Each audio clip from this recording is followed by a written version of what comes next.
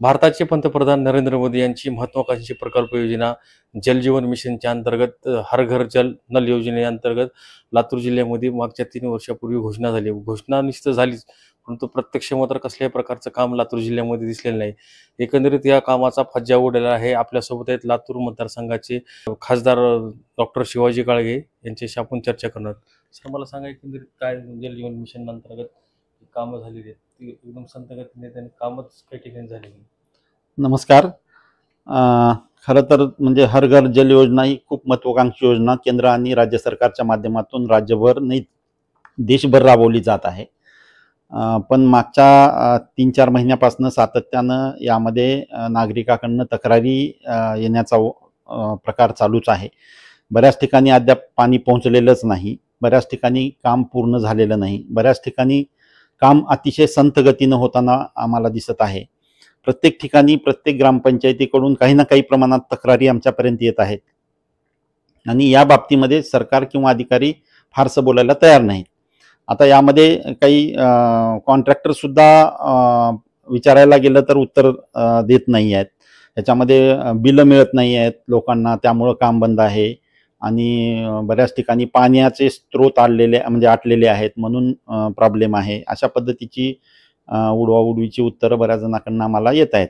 तर खरं तर म्हणजे एवढी महत्त्वाकांक्षी आणि एवढी खर्चिक योजना देशभरामध्ये राबवली जात असताना महाराष्ट्रातल्या लातूर जिल्ह्यासाठी सुद्धा जवळपास 1500 कोटी रुपयाचं बजेट यासाठी जाहीर करण्यात आलेलं आहे. असं असताना सुद्धा बऱ्याच भागामध्ये एखाद दुसरं गाव सोडलं तर कुठेही ही योजना अजूनपर्यंत कंप्लीट झालेली दिसत नाही आणि जिथं कंप्लीट झालेली आहे असं सरकारचं म्हणणं आहे तिथं त्याच्यातनं कुणाला पाणी मिळताना दिसत नाही.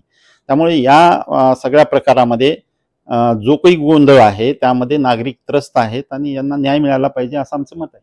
ग्रामीण भागात परिस्थिती बघितली तर नागरिकांना पाणी नाही, घागरीसाठी 2-2 किलोमीटरपर्यंत चालत जावं लागतं. याचं वास्तव्य नवराष्ट्रानं आपल्या बातमीतून दाखवलेलं आहे. तर ही योजनेचा फज्जा उडालाय, काय आपण प्रशासनाकडून नाही, मी नवराष्ट्राची बातमी तर बघितली. उमरगा तालुका निलंगा येथील बातमी तुम्ही लावलेली आहे काल परवा दिवशी. ती बातमीचं मी पूर्ण क्लिप बघितलेली आहे आणि अक्षरशः तिथं तर म्हणजे पाण्याचा पुरवठा जिथून होणार आहे तो विहीर ती भरलेली आहे. अशी परिस्थिती असताना सुद्धा त्या गावाला आज पाण्यासाठी म्हणजे वनवन फिरावं लागतंय. त्याचं मूळ कारण म्हणजे ती कंप्लीटच झालेली नाही योजना, अर्धवट सोडण्यात आलेली आहे, त्याचं काम होत नाही आहे, कॉन्ट्रॅक्टर म्हणजे काम करायला तयार नाही वेळेवर. अशा पद्धतीची नागरिकांची तक्रार तिथं पाहायला मिळते. अशा पद्धतीच्या तक्रारी लातूर जिल्ह्यातूनच नाही, आता माझ्याकडं लोहा कंधारमध्ये सुद्धा बऱ्याच भागातून माझ्याकडे तक्रारी येत आहेत आणि त्या बाबतीत माझं इंजिनियरशी बोलणंही चालू आहे. तिथल्या ते म्हणतात की करून घेऊ, आम्ही लवकरात लवकर करण्याचा प्रयत्न करत आहोत. तिथल्या काही भागातल्या नागरिकांची अशी तक्रार आहे की क्वालिटीचं काम बिलकुल होत नाहीये.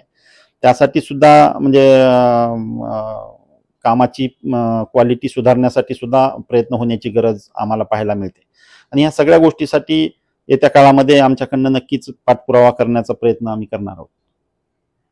तर हे होते लातूरचे खासदार यांनी सांगितलेलं आहे की आम्ही लवकरात लवकर प्रशासनाला सूचना देऊन हे काम फास्ट गतीने करून नागरिकांची होणारी हेळसांड थांबवण्यासाठी आम्ही प्रयत्न करणार आहोत.